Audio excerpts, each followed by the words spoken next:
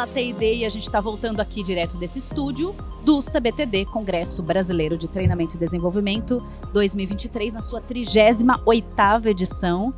Pensa que tem 38 anos desse congresso, e as duas Vitórias que estão aqui comigo, ambas têm 22 anos, trabalham na mesma empresa, têm várias coisas em comum e estão com esse desafio de fazer funcionar uma universidade corporativa numa empresa que tem a mesma idade que elas. Quero começar com você aqui, Vitória. Conta pra gente como é que são esses desafios, sendo tão jovem, implantar algo tão necessário para a empresa? Acho que assim, como a gente ainda tá bem no começo, né? Ainda mais pensando na Memo, que tem 23 anos, e a gente tem a idade da empresa, é muito verdade isso. A gente encontra desafios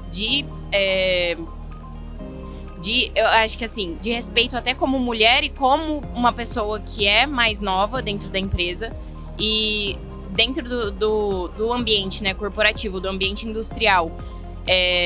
A gente encontra também muito mais homens do que mulheres, então a gente tem esses desafios, além dos desafios de realmente T&D que a gente encontra, por exemplo, falta de engajamento das pessoas, que isso ainda é um desafio hoje em dia. A gente também vê que o principal desafio para engajamento vem muito mais da parte administrativa do que da parte industrial. O pessoal de chão de fábrica é muito mais engajado para treinamento do que o pessoal do administrativo. Isso foi uma curiosidade muito grande quando a gente começou a trabalhar. Porque a gente imaginava que ia ser ao contrário, mas não, foi dessa forma.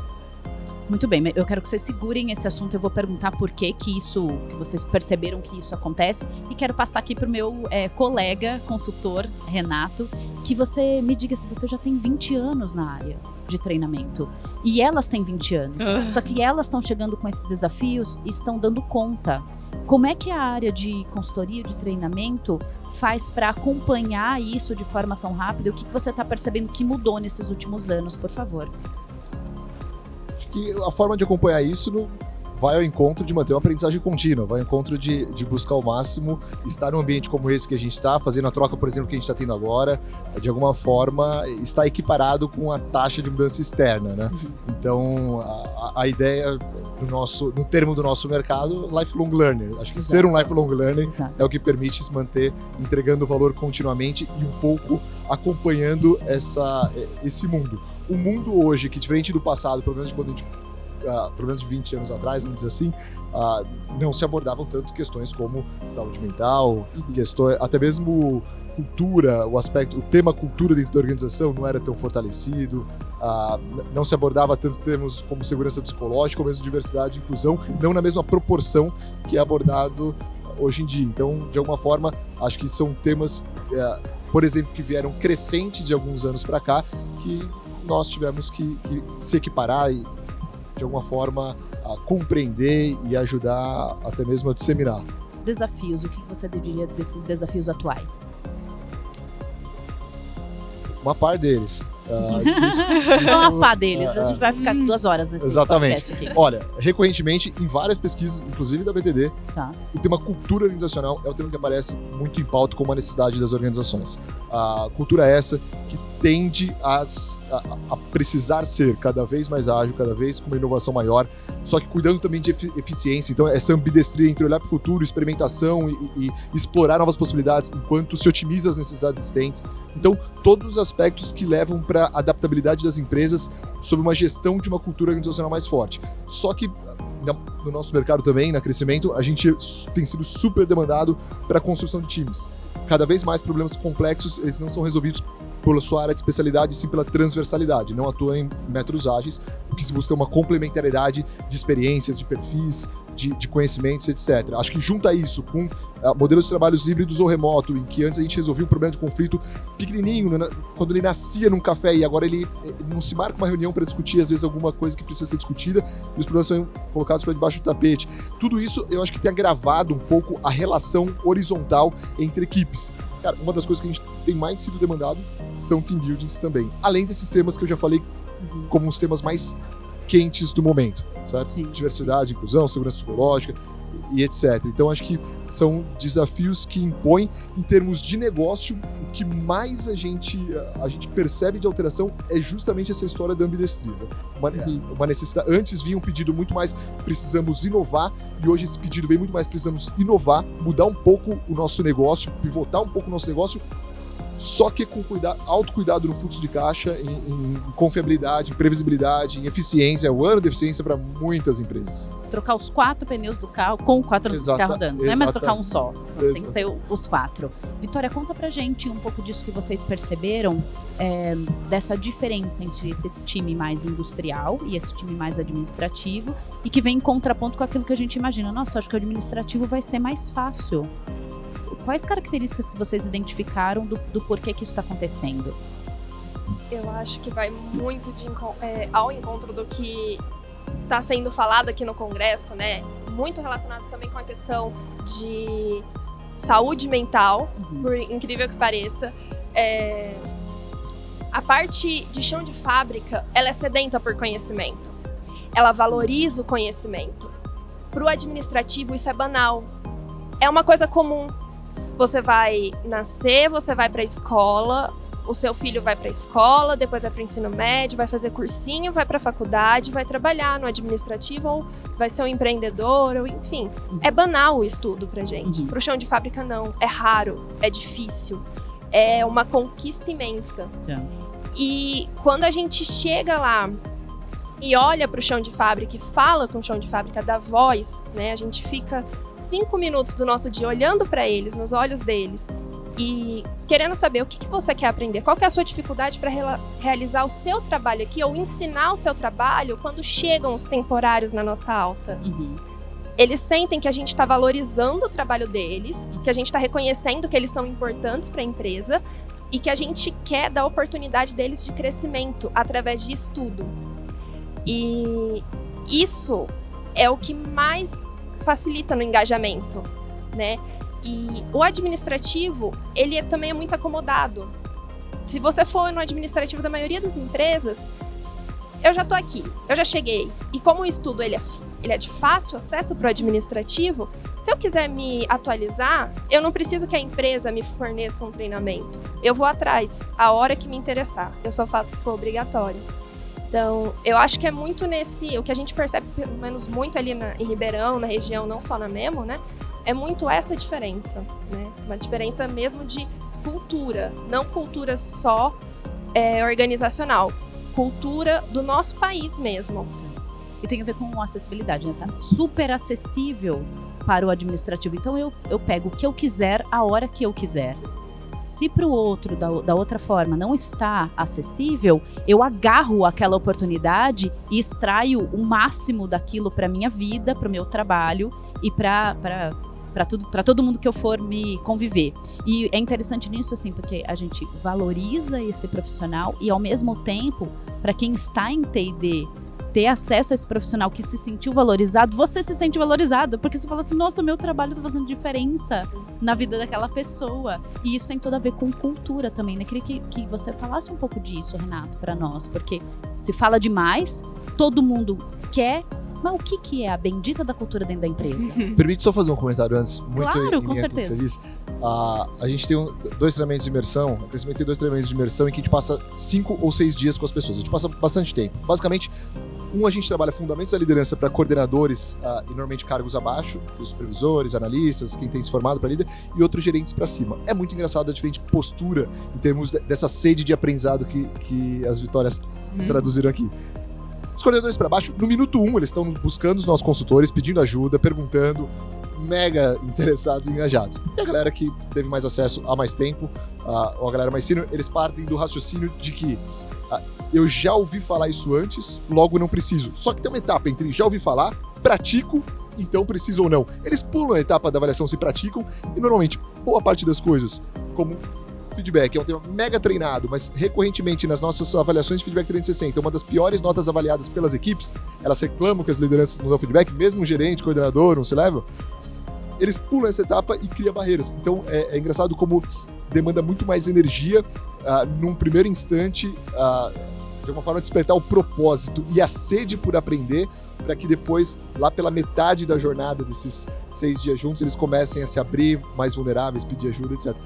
Eu que um pouco disso faz parte, é a gente conseguir tentar trazer estratégias de engajamento antes e despertar esse propósito.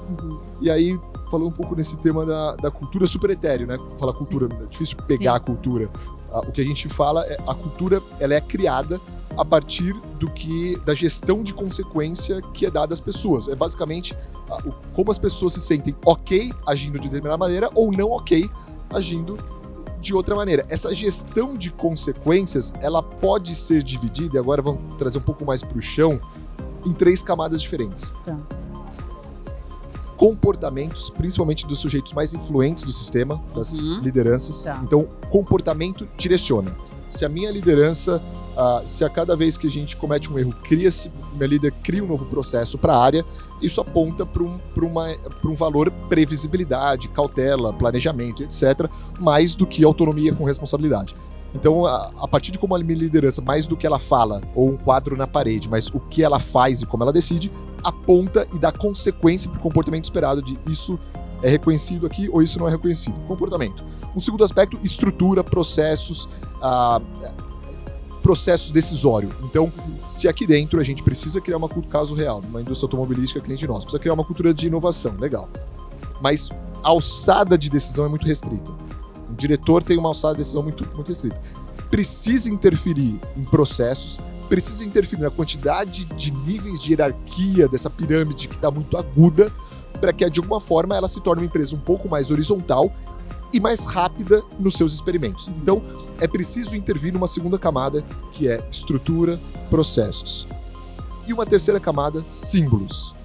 Símbolo, tudo aquilo que normalmente é não dito, em que gera um estímulo esperado. Então, por exemplo, nessa organização, normalmente quando se tinha o mérito de um projeto, quem apresentava o projeto não era a equipe de especialistas que trabalhou, senão a liderança com a mais alta patente. Isso é um símbolo cultural que aponta para a hierarquia mais do que a autonomia, que interfere, portanto, na inovação.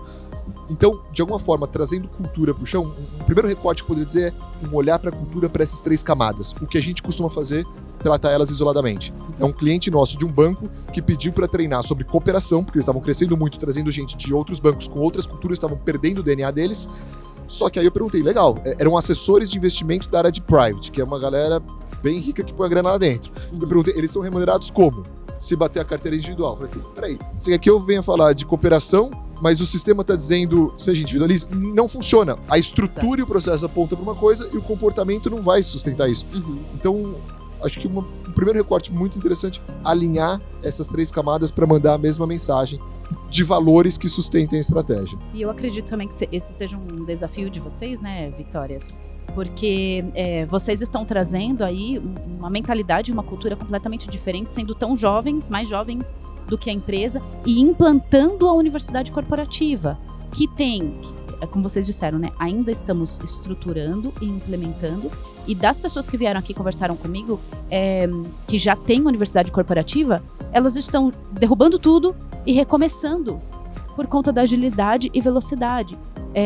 Queria que vocês comentassem um pouco disso. Assim, estamos estruturando, mas já vemos a necessidade de readequar, e isso passa por cultura também. É isso, Vitória? Sim.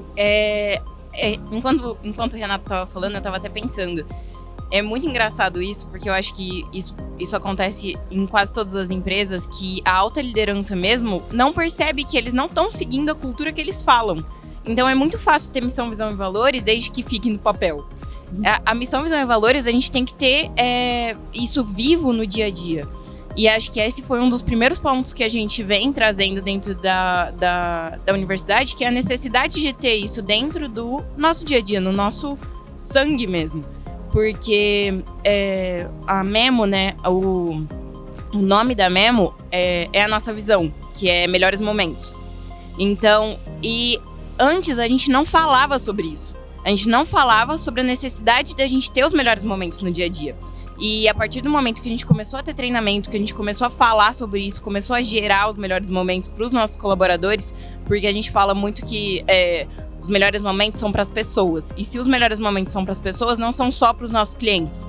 Apesar dos nossos clientes serem, né, o foco para o nosso produto gerar os melhores momentos pro cliente, os nossos clientes internos também precisam ter os melhores momentos. E foi a partir disso que a Unimemo foi embasando e até conversando e mostrando essa visão para a alta liderança para começar a gerar esses melhores momentos no dia a dia. E isso eu vejo bem assim diferente em relação às próprias gerações, que a Vitória pode complementar. A nossa geração, Renato, e até falando em vulnerabilidade, a gente tinha uma certa cobrança por não mostrar a nossa vulnerabilidade. E por conta disso, precisa de um treinamento de 6 dias para do 4º para o 5º dia mostrar alguma coisinha de que eu preciso de ajuda. E os jovens, eu já vejo essa diferença da necessidade de ter coerência do que eu falo para o que eu estou fazendo. Então, se a Memo são os melhores momentos, eu preciso iniciar pelos colaboradores. Eles primeiro precisam ter melhores momentos para isso reverberar para os clientes também, inclusive trazer mais resultados. Então, coerência eu vejo que é algo necessário para essa geração Z e que tem muito a contribuir, mas que ainda os líderes não estão querendo valorizar muito isso. Complementa para nós, por favor, Vitória, essa questão. Uma das dificuldades que a gente sofreu, e aí enquanto o Renato estava falando e depois enquanto a Vicky estava falando também, eu lembrei de 2 exemplos, né, que a gente teve nessa questão de modificação de cultura, né, e de mostrar a vulnerabilidade. A gente teve dificuldade não só por ser uma universidade corporativa, implementar algo dentro de uma empresa já estruturada, não só por ser mulher, mas também por ser da área de psicologia. Sim. Então, quando juntou tudo isso, e a gente encontrou com diretorias extremamente estruturadas já, pessoas que, sim, dominam o que eles estão falando, é por isso que eles estão ali, mas, de repente, se encontraram com 2 meninas. Exato. Que representam a vulnerabilidade, todo o universo que a sociedade até hoje foi ensinada a esconder, a ignorar. Tudo que a gente representa era tipo tudo que não era para ser visto e ser mexido até então. Sim. E aí, quando a gente olha para isso, a gente esbarra na cultura, porque no momento em que a gente traz essa coerência para finalização de um treinamento, gerar os melhores momentos? E aí a missão da Memo. A nossa missão é transformar conhecimento em habilidade da Unimemo, né? Então, tudo que eu aprendo, eu tenho que praticar. Eu só me formo se eu conseguir praticar aquilo no meu trabalho. E aí a gente tem um colaborador do chão de fábrica que faz um projeto no final de um treinamento de 3, 4 meses, que reduz milhões para a empresa do chão de fábrica, em uma mudança pequena. E a gente pega esses projetos que finalizaram e faz uma apresentação para a diretoria. Só que quem vai apresentar para a diretoria foram os próprios colaboradores que fizeram o projeto. E diretoria e presidência assistindo. E aí teve todo um momento de preparação. Eles ensaiaram, a gente montou slide com eles, a gente sentou, foi ensaiar. Eles mandavam mensagem de noite. Vicky, socorro, eu tô com ansiedade, eu não consigo dormir, eu vou apresentar amanhã pro seu pai, não sei o quê. Pro pai dessa Vicky, que é o presidente da empresa. De repente, eles estavam ali, com a diretoria, com a presidência, apresentando as ideias deles, que reduziram custos absurdos para a empresa, e essa parte valorizando. E aí, a gente tem um outro treinamento de 4 semanas, que a gente vê homens do chão de fábrica com 50 anos chorando na hora que recebem um certificado. Isso pra gente, é lógico que a gente chorou junto. Tá? Isso é um melhor momento, né? Sim. Isso é um melhor momento. Sim. Então, assim, isso é impagável. Exato. Sim. Isso é impagável. E eu acho que a mudança de cultura e a coerência, elas conseguem existir quando começa a fazer sentido para o colaborador e para a alta gestão. Sim, uma situação que aconteceu também nas formaturas, né, que foi muito legal, que a gente vê embate com as gerações foi os diretores e a presidência falando muito: ai, mas pra que vocês querem que a gente vá assistir? Tipo, não precisa. E aí eles foram. E a gente falando: não, por favor, vai. E aí eles foram, eles viram o resultado, eles viram uma pessoa da fábrica apresentando tudo aquilo ali, o tanto de resultado que aquilo deu. E aí é a necessidade de até conseguir mostrar indicadores dentro de T&D. E no final, todos eles agradeceram por estarem ali. Então, assim, foi muito maravilhoso mesmo. Eles terem... A gente... Foi muito claro a diferença de geração, porque pra gente era necessário desde o primeiro momento que eles estivessem ali. No começo, eles não viam a importância, e no final eles falaram: não, eu entendi. Que bom eu entendi. Que a gente ouviu a geração Z. Bom, a gente deu ouvidos a eles, que vem de encontro com a questão do símbolo, né? Pra finalizar, que meu tempo tá estourando. O que já dá pra levar aqui, pra implementar rápido, que vocês pescaram aí pelos corredores do CBTD? Eu vou começar com a primeira coisa que eu pesquei dessa conversa, assim, que eu bom. quero realçar e apreciar o projeto de vocês. O resultado da aprendizagem é transformar algo para fora mais do que colocar conhecimento para dentro, né? E vocês conseguiram fazer isso, ao invés de direcionar para indicadores de horas de treinamento por pessoa, para indicadores de mudar alguma coisa no ambiente da empresa. Isso é uma coisa que já está sendo dita, não desse CBTD, mas alguns. No entanto, a gente ainda tem muitos dos nossos indicadores de recursos humanos direcionados mais para produção do que para o efeito que ela vai trazer na realidade. E acho que a gente olhar para a aprendizagem como é isso, assim, é colocar a mudança de habilidade, comportamento para fora, mais do que a retenção do conhecimento, ou se tornar mais inteligente, é fundamental para direcionar para o caminho certo. Bom, complementem aí, vou ver se tem mais alguma coisa. E aí, Vitória, quais são os insights?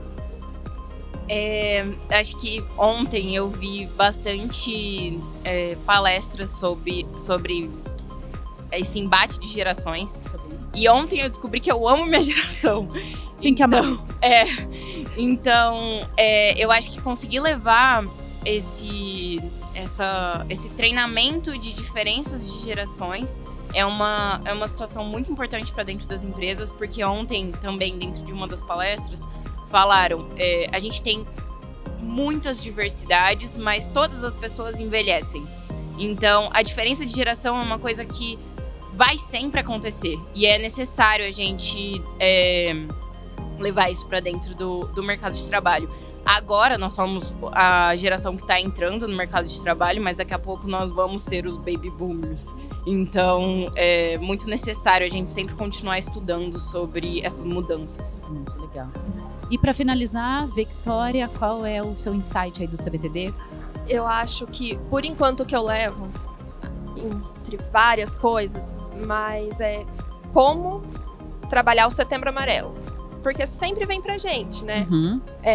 Ainda mais sendo. Nós somos em 4 futuras psicólogas lá. Eu e mais 2 formamos no final desse ano, uma forma ano que vem e a Vic forma em 2026.